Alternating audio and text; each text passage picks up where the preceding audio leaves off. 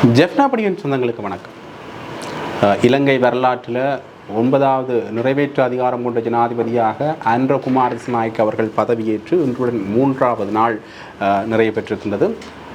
நேற்றைய தினம் நள்ளிரவோட பாராளுமன்றம் கலைக்கப்பட்டு புதிய அமைச்சரவை உருவாக்கப்பட்டது. இது ஒரு காபந்து அரசாங்கம், அதாவது காபந்து அமைச்சரவை முறையாகத்தான் பேணப்பட்டு வருகின்றது. 3 பேர் தேசிய மக்கள் சக்தியில் இருக்கிற 3 முக்கியஸ்தர்கள், குறிப்பாக பிரதமராக நியமிக்கப்பட்ட கருணி அமரசூரிய உட்பட விஜித ஹேரத், ஆண்ட்ரோ குமார் திஸ்நாயக்க போன்ற மூவரும் இணைந்து இந்த அமைச்சரவையை உருவாக்கியிருக்கணும். அமைச்சு பதவிகள் எல்லாமே மூவர்கிட்டையும் பயன்படுத்தப்பட்டிருக்கிறது. இது காபாந்த அரசாங்கம் என்றால் ஒரு குறிப்பிட்ட சில நபர்கள்லாம் 3 அல்ல 4 பேர் இருக்கணும். அந்த குறிப்பிட்ட நபர்களிடையே அந்த அரசாங்கம் அந்த அமைச்சரவை பயன்பளிக்கப்படக்கூடியதாக இருக்கும். அது காபாந்த அரசாங்கம் இருக்கும். பிறகு பாராளுமன்ற தேர்தல் நடத்திய பின்னர் அந்த அரசாங்க முறைமை மாற்றி, அந்த அமைச்சரவை முறைமை மாற்றி அமைக்கப்பட்டு பின்னர் உள்ள அமைச்சர் பதவிகள் எல்லாம் அனைவருக்கும் பயன்பளிக்கப்படும். இதுதான் ஒரு பாராளுமன்ற தேர்தல் முறைக்கு பிறகு இந்த காபாந்த அமைச்சரவை முறை மாற்றப்படும். இந்த முறையை கொண்டு வந்த பிறகு பல சட்டத்திட்ட மாற்றங்கள் ஆண்ட்ரோ குமார் திஸ்நாயக்க அவர்களால் முன்வைக்கப்பட்டிருக்கிறது. குறிப்பாக அரசியல் நடைமுறையில் உள்ள சில விடயங்களை அவர் மாற்றியிருக்கிறார். குறிப்பாக அரச பொறுப்பில் உள்ளவர்கள், அமைச்சர்கள் எம்பிமார் பயன்படுத்திய வாகனங்கள் அனைத்தையும் காலி முகத்திடலில் ஒப்படைக்குமாறு அவர் சொல்லியிருக்கிறார். அந்த வகையில் பல வாகனங்களை பெரும்பாலான அமைச்சர்களும் பாராளுமன்ற உறுப்பினர்களும் காலிமுகத்திடலில் பார்க் பண்ணியிருக்கணும். அதாவது இந்த ஒரு செயல் பலராலேயும் ஒரு பாராட்டுக்குரியதாக மாற்றப்பட்டிருக்கின்றது. குறிப்பாக உங்களுக்கு தெரிஞ்சிருக்கும், பாராளுமன்ற உறுப்பினர்களுக்கும் சரி அமைச்சர்களுக்கும் சரி சில விசேட சலுகைகள் இருக்கின்றது. குறிப்பாக இந்த எரிபொருள் நிரப்புவதில் கூட அவர்களுக்கு விசேட சலுகைகள் இருக்கின்றது. குறிப்பாக அவர்களது எரிபொருள் நிரப்புவதற்கு அவர்கள் பெட்ரோலோ அல்லது டீசலோ பயன்படுத்தினால் அதற்கான விசேட விலைச்சலுகைகள் கூட இருக்கின்றது. ஆண்ட்ரோ குமார் திஸ்நாயக்கனுடைய ஆட்சியின் பின்னர் இந்த சலுகைகள் வெகுவாக குறைக்கப்படும் என்று பேசப்படுகின்றது.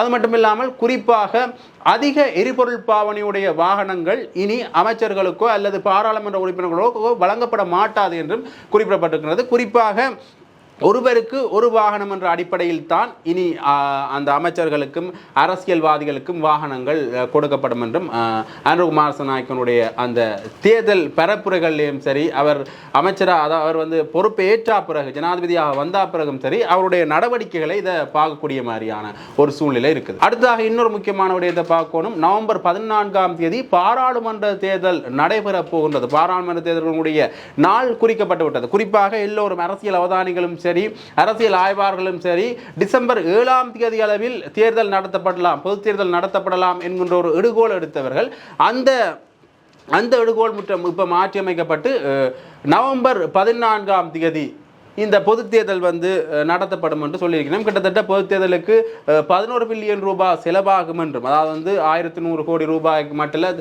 இந்த பொது தேர்தலுக்கு செலவாகும். தேர்தலுக்குரிய அனைத்து நடவடிக்கைகளும் இப்பொழுது தயார் நிலையில் தான் இருக்கிறது என்று தேர்தல் ஆணைக்குழு சார்பாகவும் அறிக்கைகள் வந்துவிட்டது. உண்மையிலேயே முன்னைய அரசாங்கங்களில் தேர்தல் பின்னடிப்புகள், அதாவது ஒரு தேர்தல் நடத்தப்படுவதற்கான பின்னடிப்புகள் தொடர்ந்த வண்ணமே இருந்தது. ஆனால் ஆண்ட்ரோ குமார் திஸ்நாயக்க ஆட்சிக்கு ஏறிய பின்னர் இந்த தேர்தல் மிகவும் விரைவாக நடத்தப்படுவதும் பலரது வரவேற்பையும் பெற்றிருக்கின்றது. குறிப்பாக ஒரு பாராளுமன்றம் உடனடியாக இந்த தேர்தல் நடத்தப்படுவதும் பலரது வரவேற்பையும் பெற்றிருக்கின்றது. அது மட்டுமில்லாமல் பல தரப்பில் இருந்தும் ஆண்ட்ரோ குமார் திஸ்நாயக்க அவர்களுக்குரிய பாராட்டுகளும் குவிந்த வண்ணமே இருக்கின்றது. குறிப்பாக முன்னாள் ஜனாதிபதி மஹிந்த ராஜபக்ச அவர்கள் அன்றவால் இந்த நாட்டை முன்னோக்கி கொண்டு செல்ல முடியும் என்கின்ற ஒரு அறிக்கையை விட்டிருக்கின்றார். அது மட்டுமல்லாமல் தொடர்ந்தவர் பேசுகையில் ஐக்கிய தேசிய கட்சியினுடன் இணைந்து நாங்கள் செயற்பட மாட்டோம் என்கின்ற ஒரு பொருளையும் அவர்கள் சொல்லியிருக்கின்றார்கள். அது மட்டுமில்லாமல் சஜித் பிரேமதாச கூட ஐக்கிய தேசிய கட்சியுடன் இணைந்து தாங்கள் செயற்பட மாட்டோம் என்கின்ற தொனிப்பொருளில் தான் தன் அறிக்கையையும் அவர் விட்டிருக்கிறார். குறிப்பாக ஒரு ஊடகவியலாளர்கள் இவர்கிட்ட கேள்வி எழுப்புகின்ற பொழுது ரணில் விக்ரமசிங்க அவர்கள் தேர்தல் அரசியலில் இருந்து, அதாவது வந்து பொது தேர்தலையும் சரி தேசிய பட்டியலிலும் சரி அவர் வரமாட்டார் என்று சொன்ன பிறகு அவர்களுடன் நாங்கள் இணைந்து செயற்படுவதில் அர்த்தமில்லை என்ற துணிப்பொருள்ல அவர் தன்னுடைய பதிலை கொடுத்திருக்கிறார். உண்மையிலேயே ஜனாதிபதி ரணில் விக்ரமசிங்க அவர்கள் தேர்தல் அரசியலை விட்டு விலகினதும் பல ஊடக விமர்சகர்களாக 2 முறையாக பார்க்கப்படுவது. குறிப்பாக நாடு பின்தங்கிய ரீதியில் இருந்த பொழுது நாடை முன்னோக்கி கொண்டு சென்றவர் ரணில் விக்ரமசிங்க தான். அவர் இப்படி தேர்தல் அரசியலில் இருந்து விலகுவது உண்மையிலேயே அரசியல் களத்துக்கு ஒரு பாதகமான சூழ்நிலையை ஏற்படுத்தும் என்று சொல்லிக் கொண்டிருக்கிறார்கள். அது மட்டுமில்லாமல் இரண்டாவதாக சர்வதேச தொடர்புகளை பேணுவதில் ரணில் விக்ரமசிங்க அவர்களுடைய அனுபவம் மற்றவர்களுக்கு இல்லை என்றும், அவர் வைத்திருந்த அனுபவம் அளவுக்கு இன்று ஒருவருக்கும் அந்த அனுபவம் இல்லை என்றும், தொடர்ந்தும் அவர் இந்த தேர்தல் அரசியலை விலகுவது நாட்டிற்கு பாதிப்பை ஏற்படுத்தும் என்றும் கூறிய வண்ணமே இருக்கின்றார்கள். அது மட்டுமல்லாமல் அடுத்த பாராளுமன்றம் ஆரம்பித்த பின்னர் எந்த வகையான நடவடிக்கைகள் மேற்கொள்ளப்படும் என்கின்ற ஒரு அச்ச நிலைமையில் பல அரசியல்வாதிகளும் பல அரசியல் பிரமுகர்களும் பயந்த சூழ்நிலையில் இருப்பதாக தகவல்கள் பரவிய வண்ணமே இருக்கின்றது. ஏனென்றால் அன்ருகுமார் திசாநாயக்கவுடைய தேர்தல் விஞ்ஞாபனத்தில் குறிப்பிடப்பட்ட விடயங்களில் முக்கியமான விடயம் ஊழல் எதிர்ப்பு. அதாவது வந்து ஊழல் அரசியல்வாதிகள் மீதான எதிர்ப்பு வந்து அங்கே பிரயோகிக்கப்படும். அது மட்டும் இல்லாமல் அவர்கள் வந்து ஊழல் ரீதியாக பயன்படுத்தி வச்சிருக்கின்ற பணங்கள் கூட பறிமுதல் செய்யப்படும் என்ற ரீதியில் தான் அந்த அவருடைய தேர்தல் விஞ்ஞாபனம் அமைந்திருந்தது. அது அந்த வகையில் பசில் ராஜபக்ச அவர்கள் வெளிநாடு சென்றதை நாங்கள் பார்க்கக்கூடிய மாதிரி இருந்தது. அது மட்டும் இல்லாமல் நாமல் ராஜபக்சவனுடைய குடும்பம் வெளிநாடு சென்றதாகவும் தகவல்கள் பெறப்பட்டது. இப்படியாக ஒவ்வொருவரும் தங்களுடைய வெளிநாட்டு பயணத்தை மேற்கொண்டு கொண்டிருக்கிறார்கள். கோத்தபாய ராஜபக்ச அவர்கள் நேபாளத்தில் இருப்பதான தகவல்கள் கூட இப்போது சமூக வலைதளங்களில் பரவிய வண்ணமே இருக்கின்றது. ஆகவே இந்த ஊழல் எதிர்ப்பு ஜனநாயகம் என்று கூறியவுடன் முன்னைய அரசாங்கத்தில் இருந்தவர்கள், குறிப்பாக பொருளாதார சிக்கல் நிலைக்கு காரணமாக இருந்தவர்கள், அது மட்டுமில்லாமல் ஊழல் குற்றச்சாட்டுகள் சாட்டப்பட்ட அரசியல்வாதிகள், அரசியல் சம்பந்தப்பட்ட நபர்கள் பின்வாங்குவதையும் காணக்கூடிய மாதிரி இருக்கிறது. அடுத்த இன்னொரு முக்கியமான விடயம் உங்களுக்கு தெரியும். பொது தேர்தல் 14ஆம் தேதி நவம்பர் 14ஆம் தேதி வரப்போன்றது என்கிற விடயம் தெரியும். அதற்கு முன்னதாக இப்பொழுது தமிழ் தேசிய பரப்பில் இருக்கிற பல அரசியல்வாதிகள் ஆண்டவுக்கு ஆதரவு தெரிவிப்பதற்கான போக்களை வந்து காட்டக்கூடிய மாதிரி இருந்து, குறிப்பாக அன்ருகுமார் திசாநாயக்க அவர்கள் தமிழரசு கட்சியினுடைய முன்னாள் பாராளுமன்ற உறுப்பினர் சுமந்திரன் அவர்களுக்கு ஒரு அமைச்சு பதவியை கொடுப்பதற்கான கோரிக்கை கோரப்பட்டதாகவும் தகவல்கள் வந்த வண்ணமே இருக்கின்றது. உண்மையிலேயே உங்களுக்கு தெரிஞ்சிருக்கும், தேர்தல் பரப்புரை காலங்களில், தேர்தல் பிரச்சார காலங்களில் அன்ருகுமார் திசாநாயக்க அவர்கள் வடக்கு கிழக்கில் உள்ள மக்களை எச்சரிக்கும் பாணியில் கதைக்கின்றார் என்று ரணில் விக்ரமசிங்க அவர்கள் ஒரு பரப்புரையை மேற்கொண்டிருந்தார். குறிப்பாக தென்னிலங்கை மக்கள் ஒரு மாற்றத்தை நோக்கி தயாராகி கொண்டிருக்கின்றார்கள், வடக்கு கிழக்கில் உள்ள மக்களும் ஒரு மாற்றத்தை நோக்கி தயாராக வேண்டும் என்ற துணிப்பொருளில் அவர் கதைத்தது. ரணில் விக்ரமசிங்க அவர்கள் ஒரு தேர்தல் பரப்புரையின் மூலமாக அவர் எச்சரிக்கும் துணியில் கதைக்கிறார் என்று குறிப்பிட்டிருந்தார். அந்த வகையில் அதற்கு பின்னரான காலப்பகுதியில் தமிழ் பரப்பில் இருந்தவர்களும் உண்மையிலேயே அவர் ஒரு எச்சரிக்கும் துணியில் தான் கதைக்கிறார்கள் என்று ஒரு விமர்சன ரீதியில் அந்த தேர்தல் பரப்புரையை அணுகியிருந்தார்கள்.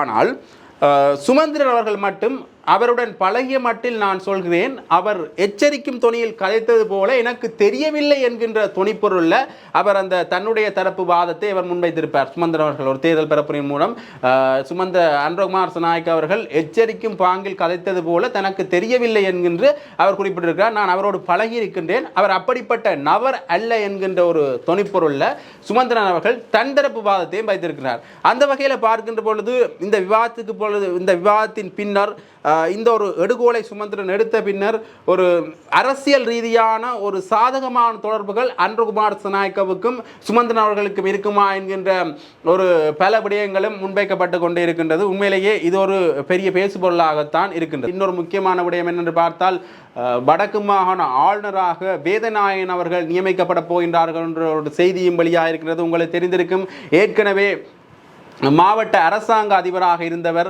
அவர் அரசாங்க அதிபராக இருக்கின்ற பொழுது கோத்தபாய ராஜபக்ச ஆட்சிக்கு வந்த பின்னர் சில அரசியல் பழிவாங்கல்களுக்காக அவருக்கு இடமாற்றம் வழங்கப்படுகின்றது. அதன் பின்னர் அவர் தானே ஓய்வு பெறுகின்றார் என்ற அறிவித்தலையும் அறிவிக்கின்றார். உண்மையிலேயே இதன் பின்னர் வேதநாயகன் அவர்கள் இப்பொழுது ஆளுநராக நியமிக்கப்பட போகின்றார் என்ற செய்தியும் தமிழர் பரப்பில் ஒரு வரவேற்பை பெற்றிருக்கின்றது. அன்ருகுமார் திசாநாயக்க அவர்களுக்கான பாராட்டுகளும் இது தொடர்பாக கூடிய வண்ணமே இருக்கின்றது. முகவழி புத்தகங்களிலும் சரி, சமூக ஊடகங்களிலும் சரி, முன்னர் இருந்த ஆளுநர், வடக்கு மாகாண ஆளுநர் ஒரு கசப்பான அனுபவங்களை எங்களுக்கு தந்திருந்தார். ஆனால் இப்பொழுது இருக்கின்ற ஆளுநர் வந்து ஒரு இனிப்பான ஒரு தருணங்களை தருவதற்கான ஒரு சூழல் அமையட்டும் என்ற வாரியான அனுரகுமார திசாநாயக்கவுக்குரிய பாராட்டுக்கள் குவிந்த வண்ணமே இருக்கின்றது. உண்மையிலேயே இந்த வடக்கு மாகாண ஆளுநர் நியமனம் கூட ஒரு பெரிய பேசுபொருளாகத்தான் இருக்கின்றது. இப்படியாக நிறைய விடயங்களிலே அனுரகுமார திசாநாயக்கனுடைய செயற்பாடுகள் எந்த அளவுக்கு அதிரடியாக இருக்கின்றதோ அந்த அளவுக்கு ஒரு பேசுபொருளான நிலைமையாக மாறுகின்ற ஒரு சூழலும் இருக்கின்றது. இப்படி நிறைய விடயங்களை தமிழ் தேசிய பரப்பிலும் சரி தென்னிலங்கையிலும் சரி நடந்திய வண்ணமே இருக்கின்றது. குறிப்பாக எங்களுடைய அரசியல் தீர்வு பற்றி அனுரகுமார திசாநாயக்க பதவிக்கு வந்த பின்னர் பெரிதாக ஒன்றும் பேசவில்லை. ஆனால் இவருடைய தேர்தல் விஞ்ஞாபனங்களை எடுத்துக்கொண்டால் போலீஸ் அதிகாரம் பற்றி தான் மீண்டும் கரிசனை கொள்வதாக, அதாவது வந்து மீண்டும் அது தொடர்பாக பரிசீலிப்பதாக கூறியிருந்தார். அது மட்டுமில்லாமல் மொழி ரீதியான பிரச்சனைகள் அடிக்கடி எழுந்து வருகின்ற இந்த சந்தர்ப்பத்தில் மொழி சம்பந்தமாக ஒரு கூற்றினையும் அவர் தன்னுடைய தேர்தல் விஞ்ஞாபனத்தில் கூறியிருந்தார். தேர்தல் பிரச்சார நடவடிக்கையின் போது கூறியிருந்தார். குறிப்பாக எந்த மொழியில் ஒருவர் கேள்வி கேட்கிறாரோ அந்த மொழியில் பதில் வழங்கக்கூடிய ஆற்றல் இருக்க வேண்டும், அந்த மொழியில் தான் பதில் வழங்க வேண்டும் என்கின்ற அரசு அலுவலர்கள் தொடர்பாக யாராவது எந்த மொழியில் கேள்வி எழுப்பினார், சிங்கள மொழியில் கேள்வி எழுப்பினால் சிங்கள மொழியில் தான் பதில் வழங்கணும், தமிழ் மொழியில் கேள்வி எழுப்பினால் தமிழ் மொழியில் தான் பதில் வழங்கணும் என்கின்ற ஒரு விடயத்தினை அவர் தன்னுடைய தேர்தல் பிரச்சாரத்திலையும் குறிப்பிட்டிருந்தார். உண்மையிலேயே இது ஒரு முக்கியமான விடயங்களாக, முக்கியமான ஒரு பேசுபொருளாகத்தான் பல இடங்களிலும் காணப்படுகின்றது. உண்மையிலேயே தமிழ் பரப்பில் கூட அனுரகுமார திசாநாயக்கனுடைய ஆதரவாளர்களும் அதிகரித்த வண்ணமே இருக்கின்றனர். குறிப்பாக நாங்கள் நேற்று குறிப்பாக ஒரு காணொலி மூலம் நாங்கள் சொல்லியிருந்தோம், அனுரகுமார திசாநாயக்க பதவிக்கு வந்த பின்னர் தென்னிலங்கையில் பல வெற்றி கொண்டாடு நிகழ்ச்சிகள் நடந்தது போல ஜாழ்ப்பாணத்திலும் வெற்றி கொண்டாடு நிகழ்ச்சிகள் நடந்தது. ஏற்கனவே நாங்கள் ஒரு காணொலி போட்டிருப்போம். ஏனையின் வீதியில் பொங்கல் நிகழ்ச்சி, அதாவது வந்து பொங்கல் பொங்கி அங்கே வீதியால் வந்த வழிப்போக்கர்கள் அங்கே சென்றாக்கள் எல்லாருக்கும் பொங்கல் வழங்கிய நிகழ்வுகள் கூட நடந்தது. உண்மையிலேயே இப்படியாக ஒரு அனுரகுமார திசாநாயக்கனுடைய ஆதரவுகள் அதிகரித்த வண்ணமே இருக்கின்றது. குறிப்பாக மற்றவர்கள், அதாவது வந்து முன்னர் இருந்த ஆட்சியாளர்கள் வந்து ஊடகங்களை பயன்படுத்திய விதத்திற்கும் இப்பொழுது இருக்கிற ஆட்சியாளர் ஊடகத்தை பயன்படுத்துகிற விதத்திற்கும் வித்தியாசம் இருக்கின்ற பல விமர்சனங்களும் முன்வைக்கப்பட்டு வருகின்றது. உண்மையிலேயே இவர்களது ஊடகப் பிரிவு, ஜனாதிபதி ஊடகப் பிரிவு மிகவும் பலமாக இருக்கின்றது, இளைஞர்கள் அதிகம் அதில் இணைந்து கொண்டிருக்கின்றார்கள் என்ற பல கருத்துக்களும் சமூக வலைத்தளங்களில் முன்வைக்கப்பட்டு கொண்டே இருக்கின்றன. அது மட்டுமில்லாமல் இன்றும் ஒரு வெற்றி கொண்டாட்டம் சம்பந்தமாக ஒரு நிகழ்ச்சி ஒன்று நடந்திருந்தது. குறிப்பாக நாவக்குழியில் பாச்சோறு விநியோகித்து தங்களுடைய வெற்றியை பரிமாறிக்கொண்ட ஒரு நிகழ்ச்சி நடந்தது. அது தொடர்பான காணொலியையும் நான் இதோடு நினைக்கிறேன், பார்த்துக்கொள்ளும். நல்ல ஆதரவையும் நல்ல பேரையும் பெற்று இந்த நாட்டை கட்டி காக்க வேண்டும் என்று இந்த இடத்தில் கூறிக்கொள்கின்றேன். மற்றும் நாங்கள் அரசியல்வாதிகள் அல்ல, அரசியல் பேசுபவர்களும் அல்ல. இந்த நாட்டின் விருட்சமே எமது நோக்கம். இந்த நாட்டிற்கு நல்லது நடந்தால் அது எமக்கும் சந்தோஷம். அந்த நல்ல பயணத்தில் நாம் இணைந்துள்ளதை இந்த நேரத்தில் மனமாக்கி அறிகிறேன். இந்த விடயத்தை கூறிக்கொள்ள வாய்ப்பளித்தமைக்காக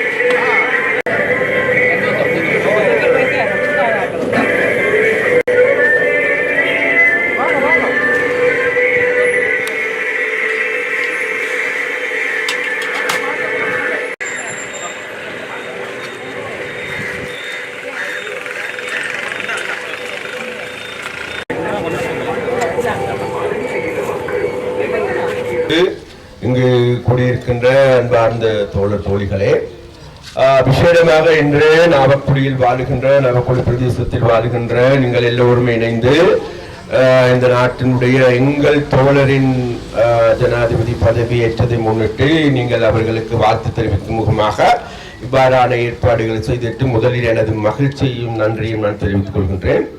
அதே போன்று இன்றைக்கு எங்களுக்கு எல்லோருக்குமே தெரியும் அனுரகுமார் திசாநாயக்கா அவர்களுடைய வருகை என்பது மிக மிக முக்கியமான ஒரு நிகழ்வு.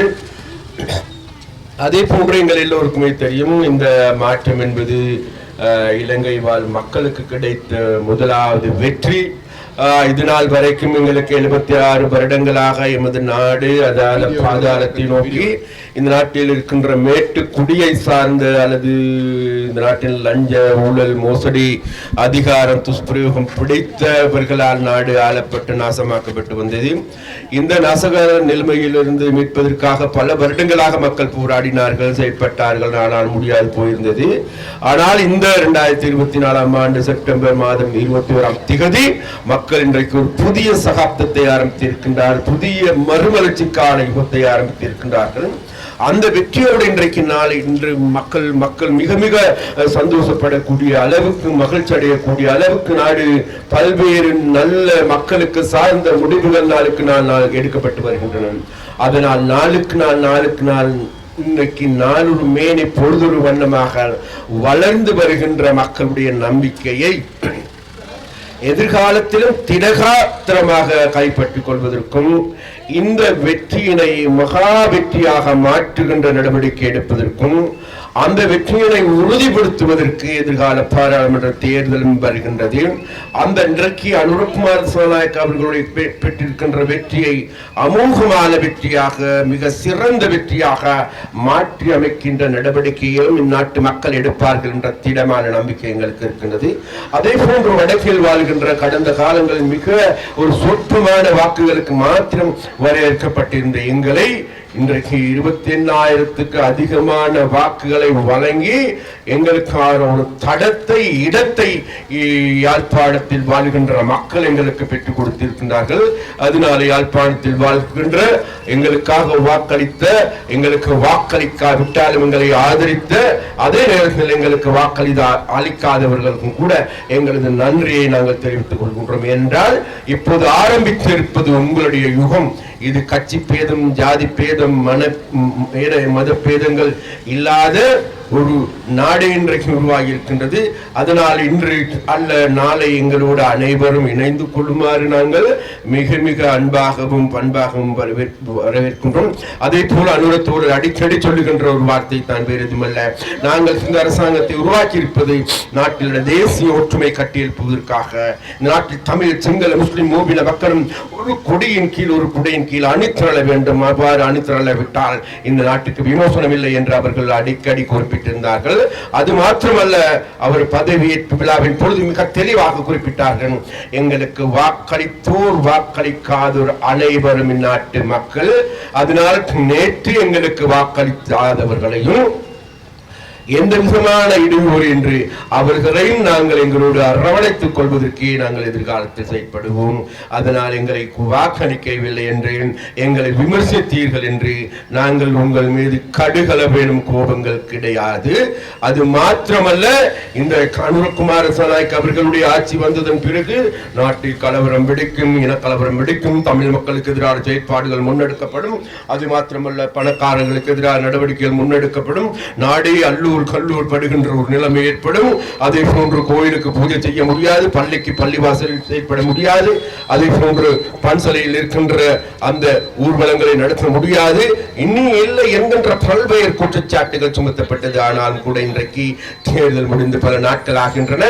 இன்று நாடு மிகவும் அமைதியான முறையில், மக்கள் அமைதியான முறையில் கொண்டாடுகின்ற ஒரு விழா என்றால் அனுரகுமார் திசாநாயக்காவுடைய வெற்றியாகும்.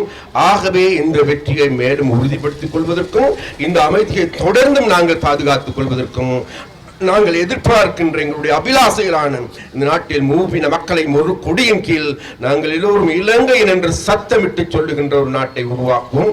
அதற்காக நாங்கள் செயல்படுவோம். அதற்காக நாட்டு மக்களுக்கு உறுதியளிக்கின்றோம். அதனாக நாட்டு மக்களிடம், விசேடமாக வடக்கில் வாழ்கின்ற தமிழ் மக்களிடம் நாங்கள் அழைப்பு விடுக்கின்றோம். வாருங்கள், வாருங்கள், எங்களோடு இணைந்து கொண்டு இந்த பயணத்தை ஒன்றாக சென்று எமது நாட்டை இந்த படுபாதாளத்தில் இருந்து மீட்டெடுப்பதற்கு நீங்கள் அனைவரும் ஒன்று சேருங்கள் என்று நாங்கள் அழைப்பு விடுக்கின்றோம். நன்றி.